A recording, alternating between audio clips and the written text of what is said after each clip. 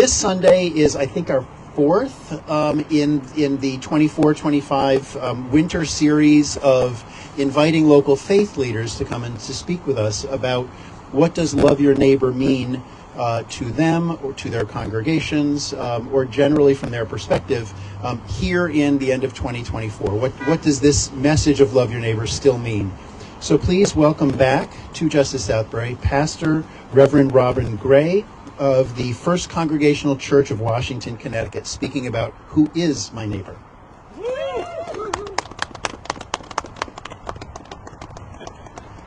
I'm not that tall. Oh dear, I've killed it. Alrighty, well, good afternoon. Thank you so much to Justice Southbury for inviting me here today. As Rich said, I'm Pastor Robyn Gray. I'm the pastor at First Congregational Church of Washington.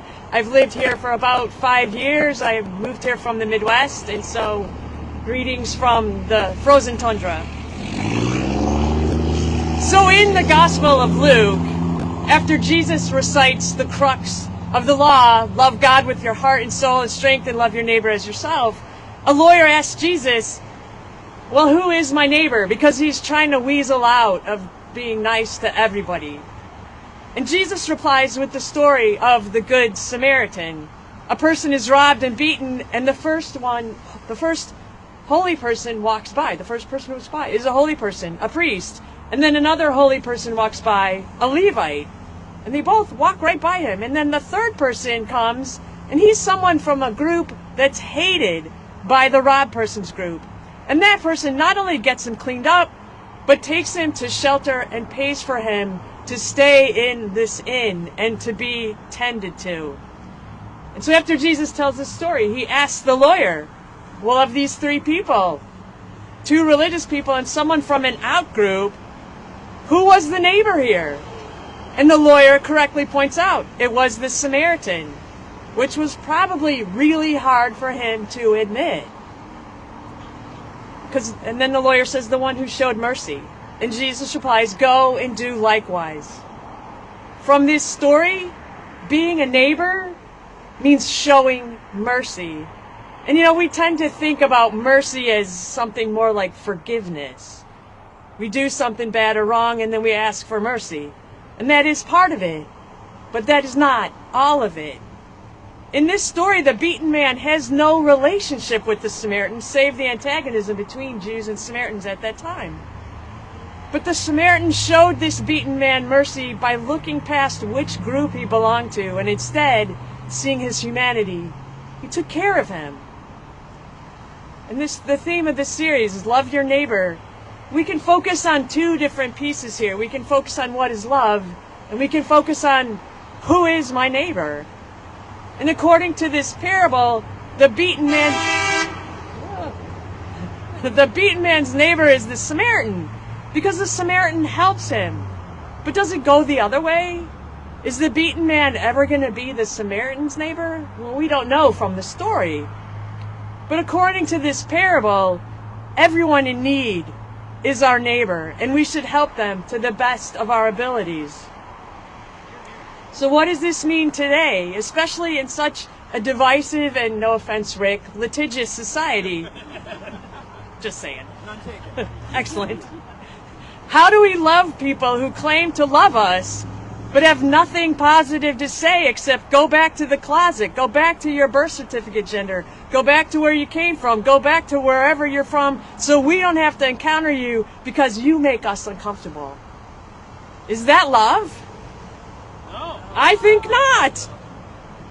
In order to love our neighbor, first we have to see them, see their humanity, see their individuality, see who they are as people. To see past the labels we assign, queer, person of color, trans, immigrant, disabled, on the spectrum, we have to see them and realize that everyone is our neighbor, no matter what. Because once we see them for who they are, who they really are, not just the collection of labels, the loving part is way easier. Because to love someone is to connect with them, not just in a superficial way like, oh, hey, we both like the Red Sox, but in a deeper way. We both struggle with paying rent. How can we fix it together? Or we both have undocumented folk down the street who have lived there forever and are beloved to us all. How do we protect them? Or we both fear we are one hospitalization away from ruin. How do we make that better?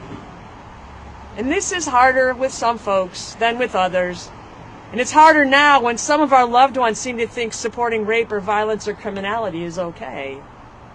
The trick is, though, that Jesus tells us to love our neighbors as ourselves. And if we've worked to eliminate parts of ourselves because we love ourselves, then we might have to eliminate people from our lives if they only cut us down. Does that mean we don't love them still? No, but we need to keep them at arm's length because we love ourselves.